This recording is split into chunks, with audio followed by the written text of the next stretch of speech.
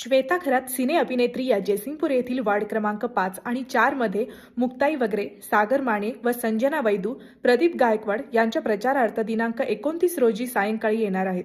श्वेता खरात या लागीर झालं जी, पारू, म्हणे झालं बाजिंद या टीव्ही शॉर्ट फिल्ममध्ये काम केले आहेत.